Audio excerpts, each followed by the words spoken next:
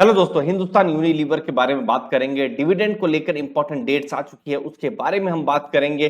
Business में बहुत सारी वॉलेटिलिटी है, उसको हम समझेंगे डिटेल में इस वीडियो में। अगर आप शेयर होल्डर हैं, आपके पास एक शेयर है, 1000 शेयर है, आपको वैल्यू मुझे उम्मीद है पूरी मिलेगी। सबसे पहले डिविडेंड की बात तो 19 रुपए का 19 रुपीज का फाइनल डिविडेंड उन्होंने डिक्लेयर किया हुआ है। और इंपॉर्टेंट डेट नोट करके रखिए, वो है जून 15 जून है, जिस दिन एक्स डिविडेंड डेट है। और ये 19 रुपीज का डिविडेंड जो फाइनल डिविडेंड है उसकी ये इंपॉर्टेंट डेट है। पूरा फाइनेंशियल ईयर अगर आप देख लेते हैं तो टोटल 34 रुपीज का डिविडेंड हो रहा है एचयूएल की तरफ से, क्योंकि उससे पहले उन्होंने इंटरिम डिविडेंड 15 रुपए का उन्होंने डिक्लेयर किया हुआ था।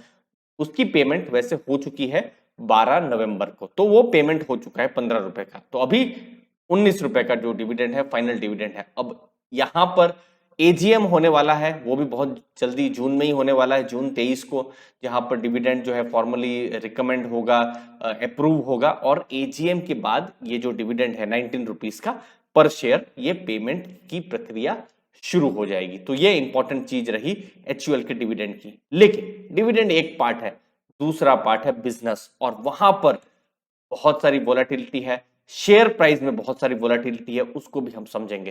तो सबसे पहले एचयूएल बहुत हद तक घर घर का ब्रांड है। कुछ ब्रांड जैसे फूड एंड रिफ्रेशमेंट के हर घर में पाए जाते हैं, जैसे हॉर्लिक्स हुआ, ब्रू हुआ, ब्रुक बॉन्ड चाय हुई।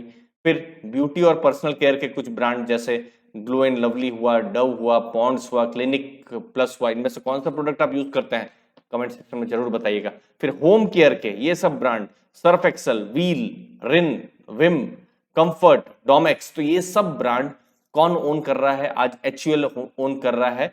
और इंडिया में अगर आप देखेंगे, कुछ ब्रांड्स की वैल्यू बहुत ज्यादा हो चुकी है, 5000 करोड़ से ऊपर की। जैसे सर्फ एक्सेल है, उस ब्रांड की, ब्रुक बॉन्ड की ब्रांड की वैल्यू हो चुकी है फिर 20 बिलियन, जी हाँ 20 बिलियन, मतलब 2000 करोड़ से ऊपर का वैल्यू हो चुकी है, चाहे वो व्हील की हो, हॉर्लिक्स की हो। फिर ये 3 नए ब्रांड आ गए हैं, जो कि ब्रांड वैल्यू ही इनकी इतनी बढ़ गई है, जो विम है, रिन है, डव है, और उसके बाद दूसरे ब्रांड्स हैं। तो ब्रांड्स जो है बहुत हद तक हर घर में पाए जाने वाले ब्रांड्स हैं, चाहे वो चाय का ब्रांड हो, या फिर कपड़े धोने का साबुन का, या फिर डिटर्जेंट का ब्रांड हो। तो ये सब एचयूएल एक तरीके से ओन करता है। अब ओन करता है तो बिजनेस भी होता है, बिजनेस होता है तो प्रॉफिट भी अभी हो रहा है। तो देखिए, नेट प्रॉफिट हुआ है मार्च क्वार्टर में 2327 करोड़। लेकिन इन्वेस्टर्स के लिए इंपॉर्टेंट फिगर है ये देखना, एबिटा मार्जिन। देखिए, सेल्स तो उन्होंने 13,190 करोड़ की, ठीक है, मार्च क्वार्टर में। लेकिन उसमें से कमाया कितना? क्योंकि बहुत सारे खर्चे भी हैं, एम्प्लॉयज को खर्चा, एम्प्लॉयज का खर्चा है, उनको सैलरी देनी पड़ती है, फिर मार्केटिंग का खर्चा है, फिर जो भी सामान बनाते हैं, बेचते हैं, वो खर्चा है। तो लास्ट में आया कितना हाथ में? 3245 करोड़। तो ये जो मार्जिन हैं थोड़े से घटे हैं, 24.6% मार्जिन है। लेकिन ये मार्जिन बहुत हद तक रेजिलियंट है, क्योंकि एक्सपेक्ट किया जाता जा रहा था कि इन्फ्लेशन जिस हिसाब से बढ़ा है, मार्जिन घटेंगे घटेंगे, लेकिन घटे नहीं है उतना। आप यहां पर देख सकते हैं ये इन्फ्लेशन का डेटा। जैसे जनवरी क्वार्टर 2020 में कोई चीज एक्स रुपीज या 100 रुपए की मिल रही थी, तो वो 450 रुपए की मिल रही है कंपनी के हिसाब से। आप सोचिए, कंपनी को अगर आप देखेंगे, अगर जनवरी से मार्च 2021 में क्रूड समझ लीजिए 100 रुपए में मिल रहा था, फॉर एग्जाम्पल ले लेते हैं, तो वही क्रूड इस बार 160 रुपए में मिल रहा है। पाम ऑयल 60% बढ़ा हुआ है, प्लास्टिक बढ़ा हुआ है, सोडा ऐश बढ़ा हुआ है। तो कंपनी को भी चीजें अगर बनानी है, रॉ मटेरियल बनाना है, रॉ मटेरियल से फाइनल प्रोडक्ट बनाना है, या फिर कोई चीज को बाहर से मंगवाना है, तो वो जो खर्चे हैं वो बढ़े हैं। लेकिन कहीं ना कहीं उन्होंने भी, क्योंकि कंपनी के इन्फ्लेशन तो बढ़ा है, तो उन्होंने भी प्राइस को पास ऑन किया है। और ये एक तरीके से रेजिलियंट बिजनेस मॉडल आप समझ सकते हैं कि कंपनी पास ऑन कर पा रही है। नहीं तो बहुत सारी कंपनियां अपने प्राइस इंक्रीज को पास ऑन नहीं कर पाती है। तो ये एक पॉजिटिव चीज देख सकते हैं। लेकिन इन्फ्लेशन का चैलेंज बिल्कुल है। ये सब और कुछ आंकड़े हैं जहां पर बताया जा रहा है कि किस हिसाब से ओशियन फ्रीट, पाम और उनका जो प्राइस है वो बढ़ा है।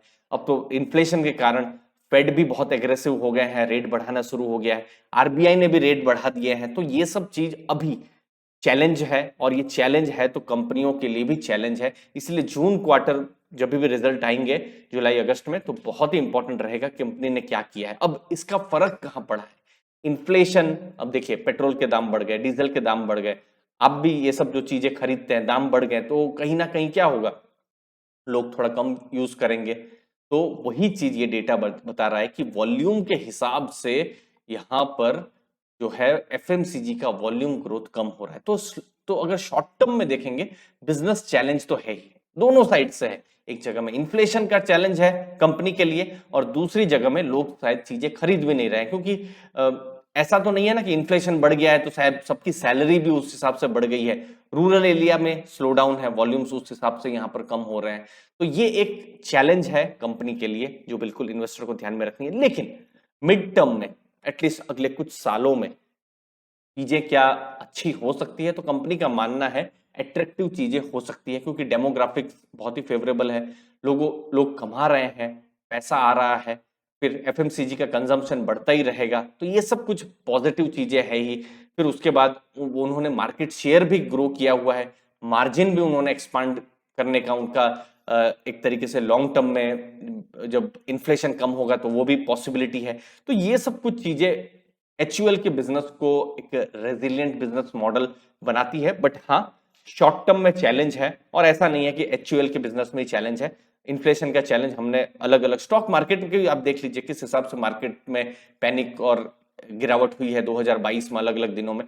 तो ये एक चैलेंज अभी फिलहाल है, लेकिन लॉन्ग टर्म में चीजें उम्मीद की जा रही है कि अच्छी हो सकती है। जरूर बताइएगा आपके क्या व्यूज है कमेंट सेक्शन में। मुझे उम्मीद आपको वैल्यू मिली होगी। चैनल को दोस्तों जरूर सब्सक्राइब करके रखिए। थैंक यू वेरी मच, धन्यवाद।